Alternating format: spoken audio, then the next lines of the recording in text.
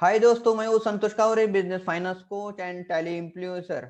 आज के इस वीडियो में हम सीखने वाले हैं कि ईएसआईसी का employer contribution and payment entry है और टैली में कैसे की जाती है।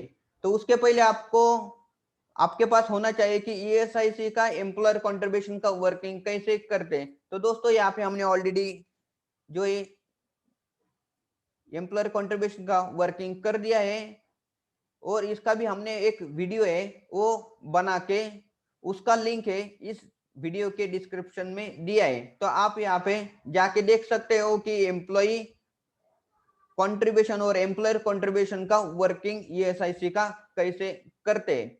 तो उसके लिए आपको वर्किंग करना ज्यादा जरूरी है। तो हमने ऑलरेडी यहाँ पे वर्किंग किया है। तो इसमें आपको एक्सप्लेन करता हूँ कि सैलरी शीट के अकॉर्डिंग यहाँ पे हमने ऑलरेडी सैलरी जो है वो कैलकुलेट की है।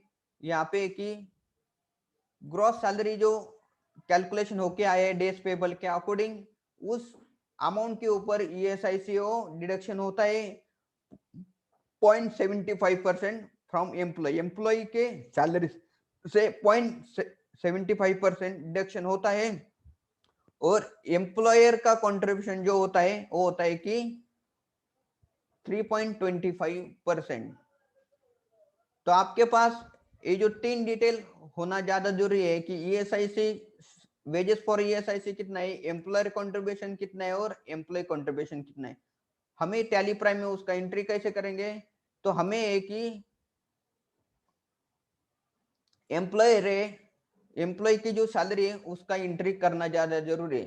तो इसका जो हमने एम्प्लॉय जो सैलरी शीट है उसका एंट्री ऑलरेडी किया है। तो हम आपको दिखाते हैं कि हमारा सैलरी अकाउंट में हमने जो एंट्री ऑलरेडी किया है। ये देखो, यहाँ पे जो अमाउंट आया है वो यहाँ पे 72,145, उसमें से हमने डिडक्शन किया है कि पीएफ, ईएसआईसी, एनपीटी और नेट सैलरी पेबल यहाँ पे आई थी 67,472। तो दोस्तों, यहाँ पे हमने ये जो सैलरी शीट है इसका एंट्री हमने किया है 72,740 प्रोविडेंट पीटी पेमेंट डिडक्शन किया है, ईएसआई से डिडक्शन किया है और पीएफ डिडक्शन करके यहाँ पे 67,479 है वो अमाउंट यहाँ पे आए। तो इसका जो एंट्री कैसे करते हैं हमने उसका भी एक वीडियो है ऑलरेडी अपलोड किया है और उसका डिस्क्रिप्शन बॉक्स में लिंक दिया है, आप जाके जरूर देखो कि इसका जो एंट्री है सैलरी शीट का एंट्री टैली प्राइम में कैसे करते हैं।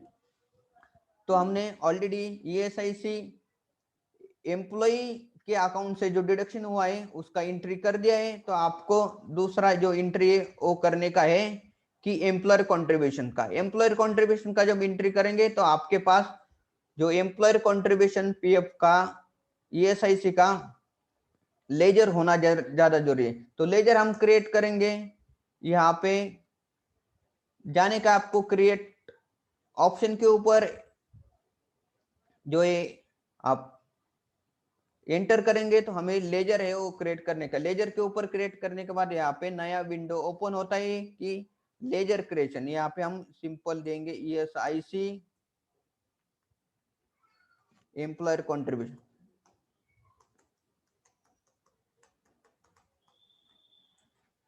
तो यहाँ पे उसका अंडर ग्रुप जाएगा कि एम्प्लॉय बेनिफिट्स। ये जो ईएसआईसी होता है कि वो एम्प्लॉय बेनिफिट्स के लिए होता है, एम्प्लॉय के रिलेटेड होता है। तो यहाँ पे हमने ऑलरेडी उसको इसका एक ग्रुप बना के लिया है अंडर द इनडायरेक्ट एक्सपेंसेस। जो एम्प्लॉय एक्सपेंसेस होता है कि इनडायरेक्ट एक्सपेंस में चला जाता है, हम यहाँ पे एंटर करेंगे। इसके लिए जीएसटी नॉट एप्लीकेबल होता है, नॉट एप्लीकेबल लिख देंगे और उसको कंट्रोल ए करके पूरा कर देते हैं। तो अभी हमें ये जो ईएसआईसी का जो कंट्रीब्यूशन है उसका एंट्री करने का है। दोस्तों, यहाँ पे हमने जो सैलरी कैलकुलेट की है वो for the month of February month का है। तो फेब्रुआरी मंथ का जो सैलरी का GBO last day of every month है वो करना पड़ता है। तो सैलरी का एंट्री हमने ऑलरेडी किया है कि सैलरी का एंट्री ऑलरेडी हमने 8 फरवरी last day of the month already यहाँ पे कर दिया है। तो वैसा ही सैलरी का एंट्री जिस दिन को करेंगे लास्ट डे ऑफ मंथ, तो उसी last day of the month को हमें ईएसआईसी कंट्रीब्यूशन का एंट्री भी करना पड़ता है। तो यहाँ पे आपको जाने का ईएसआईसी कंट्रीब्यूशन एंट्री करने के लिए वाउचर के ऊपर, और ये जो एंट्री होंगी जर्नल में हो जाएंगी। तो जर्नल है यहाँ पे ऑप्शन आ रहा है, तो यहाँ पे मैं सिलेक्ट करूंगा जर्नल एंट्री और डेट लिख दूंगा 28 ऑफ फरवरी। 28 फरवरी का डेट दिया है और यहाँ पे debit the expenses.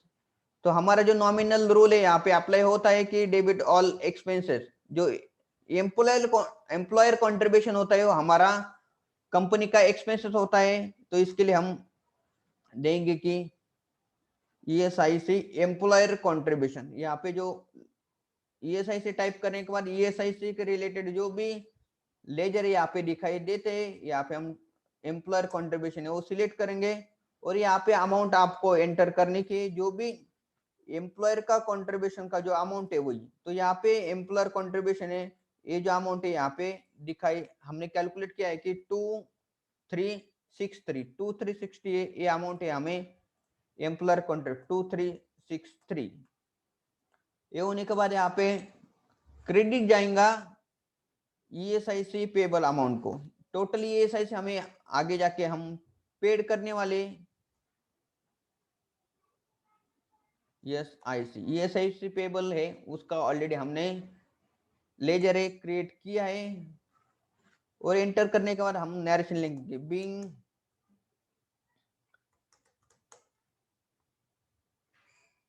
ESIC employer contribution for the month of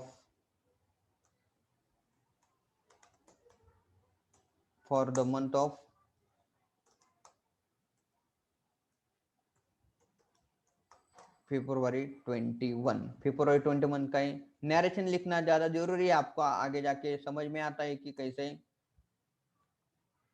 reference दिया है। तो इस प्रकार से हमें जाके देखने का है कि हमने एंट्री कर दिया है और इम्पैक्ट जो है हमारा सैलरी पेबल को DAL टाइप कर लेता है और यहाँ पे हम करेंगे ESIC पेबल। ESIC जो पेबल है तो यहाँ पे हमने एम्प्लॉयर कंट्रीब्यूशन और एम्प्लॉय कंट्रीब्यूशन है उसका दोनों का भी एंट्री यहाँ पे आया है। तो दोस्तों हम देखेंगे यहाँ पे कि जो टोटल अमाउंट है वो आया 2980। एम्प्लॉय प्लस एम्प्लॉयर करके हमें पेमेंट करने का ESIC को 2908। तो यहाँ पे कि 2908 से अमाउंट यहाँ पे भी आइए 2908। यहाँ पे कि एम्प्लॉयर कंट्रीब्यूशन और एम्प्लॉय कंट्रीब्यूशन टोटल दोनों का भी एंट्री यहाँ पे 28 फरवरी को हमने यहाँ पे एंट्री कर दी। तो पहला हमने ये भी किया था कि सैलरी वाउचर, और दूसरा है कि जर्नल एंट्री में हमने जो है एंट्री किया है कि एम्प्लॉई ESIC कंट्रीब्यूशन अमाउंट का। इस तरह से जो 2908 है अमाउंट यहाँ पे हमारी टोटल ESIC को पेमेंट करने का है। तो पेबल का एंट्री हो गए, हमारा प्रोविजन हो गए। तो हम देखते हैं कि उसका हमारे बुक्स में पेमेंट का एंट्री ESIC का कैसे करते हैं।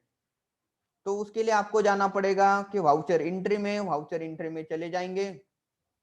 तो यहाँ पे आपका जो ESIC जो पेमेंट करते हैं उसका जो ड्यू डेट होता है कि नेक्स्ट महीने में हमें पेमेंट करता है। तो हम यहाँ पे डेट है और यहाँ पे एंटर करेंगे मार्च 15 मार्च को नेक्स्ट महीने में हम पेमेंट करने वाले। तो 15 मार्च है यहाँ पे हम लिख देंगे और यहाँ पे आपको जर्नल में डेबिट करने का ESIC पेबल अमाउंट को ESIC पेबल अमाउंट जो टोटल पेबल अमाउंट आ रही है यहाँ पे जो है करंट बैलेंस है यहाँ पे दिखाई देता है कितना अमाउंट है 2908 यहाँ पे अमाउंट आएंगी और यहाँ पे टोटल अमाउंट है हमें पेमेंट करना पड़ता है।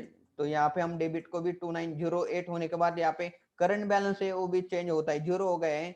और ये जो पेमेंट करेंगे हमें बैंक से पेमेंट करना पड़ता है। तो हमारा जो बैंक का लेजर है वो है कि SBI अकाउंट। तो SBI अकाउंट हम एंटर करेंगे तो यहाँ पे सेम अमाउंट है डेबिट को, वही क्रेडिट को आती है, हमें चेंजेस करने की जरूरत नहीं।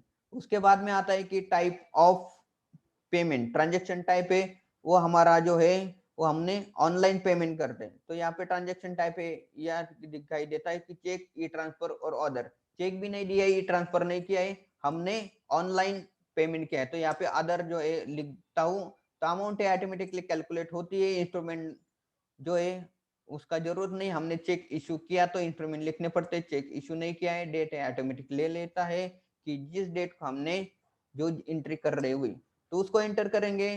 तो यहाँ पे हमें नैरेशन लिखने का, being SIC amount paid for the month of February. February का जो साल ESIC है, हम मार्च में 15 मार्च को पेमेंट कर रहे हैं। जो पेमेंट होता है कि वो ऑनलाइन होता है बैंक से, तो ऐसे करके जो पेमेंट का एंट्री है वो करना पड़ता है। तो आपको पेमेंट का एंट्री है तो बैंक पेमेंट को आपको करना पड़ेगा, ये बैंक पेमेंट यानी F5 जो है वो सिलेक्ट करने का है।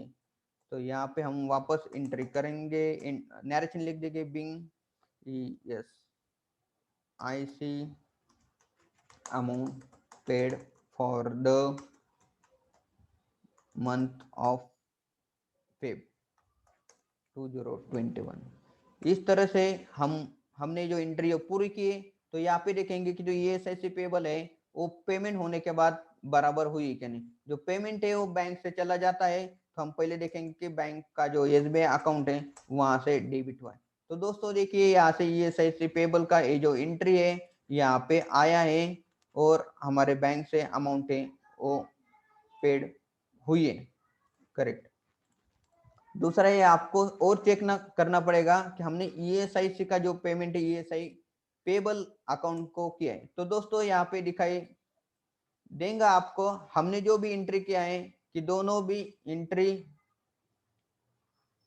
हमारा यहाँ पे हुई है। तो दोनों भी एंट्री है यहाँ पे पूरा है कि 15 फरवरी को हमने जो है 15 मार्च को ये पेमेंट किया है। और यहाँ पे हमें दिखाई देंगे कि डेबिट और क्रेडिट सेम अमाउंट है और क्लोजिंग बैलेंस यहाँ पे 0 हुआ है।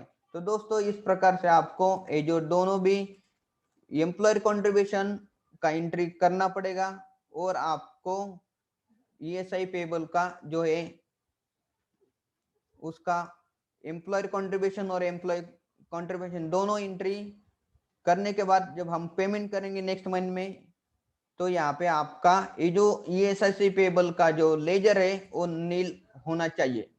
जो 0 होगा तभी हमारा जो ESIC का पूरा अकाउंटिंग है वो कंप्लीट हुआ है,